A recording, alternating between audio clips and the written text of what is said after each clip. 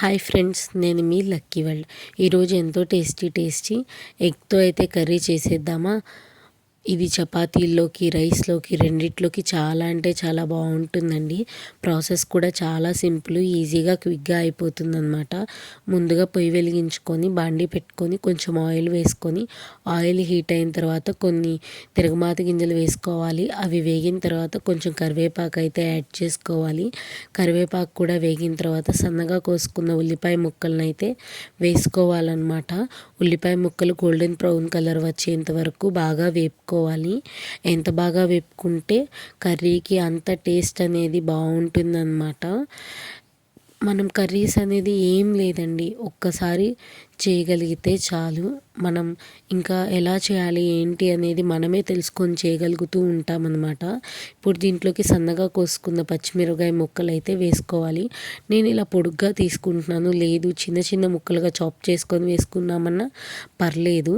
And ఇప్పుడు దీంట్లోకి కొంచెము పసుపు అయితే యాడ్ చేసేసుకుందాము. పసుపు వేసుకొని 1-2 సార్లు బాగా కలుపుకోవాలండి. పసుపు వేసుకున్న తర్వాత ఒక 5 మినిట్స్ పాటు బాగా వేగనివ్వాలి. కర్రీస్ చేయడం అనేది చాలా కష్టం అనుకునేదాన్ని ఇంతకుముందు నేను. కానీ ఇప్పుడు చేస్తుంటే ఎంత ఇష్టంతో చేస్తే అంత బాగా వస్తాయని నాకైతే అర్థమవుతుందన్నమాట.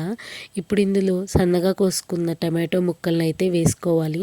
టమాటో ముక్కలు వేసుకున్న తర్వాత 1-2 సార్లు బాగా కలుపుకొని అవి బాగా మగ్గిపోవాలంటే వాటి మీద ప్లేట్ అయితే పెట్టుకొని ఒక 10 మినిట్స్ పాటు వదిలేయండి. ఇప్పుడు మెయిన్ మనకు కావాల్సింది ఎగ్స్ కాబట్టి ఈ ఎగ్స్ని చక్కగా బాయిల్ చేసేసుకొని వాటిని పీల్ తీసుకొని ముక్కలుగా అయితే కట్ చేసుకోవాలి. చూసారు కదా, ఇప్పుడు ఆ ఎగ్స్ని మనము ఫ్రై చేసేద్దాము.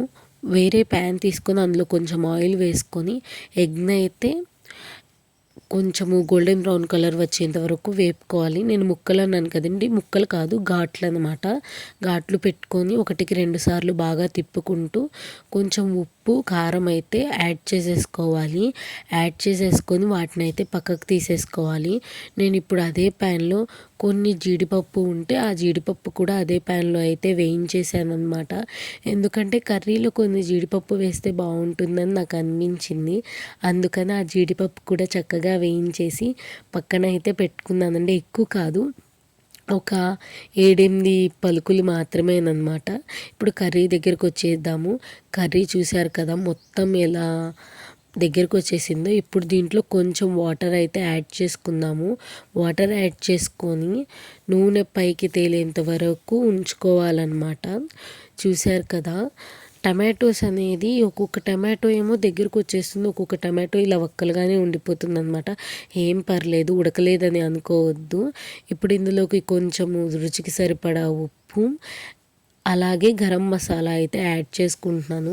గరం మసాలా యాడ్ చేసుకోవడం వల్ల మనకి ఏంటంటే కర్రీ ఫ్లేవర్ అనేది ఇంకా అంటే ఇంకా టేస్టీగా తయారవుతుంది. ఇప్పుడు రుచికి సరిపడినంత కారం అయితే యాడ్ చేసేసుకొని తిప్పేసుకోవాలన్నమాట. కర్రీ మొత్తాన్ని ఇలా తిప్పేసుకొని ఒక 10 మినిట్స్ పాటు ఉంచుకోవాలి. 10 మినిట్స్ పాటు ఉంచుకోవాలన్నమాట.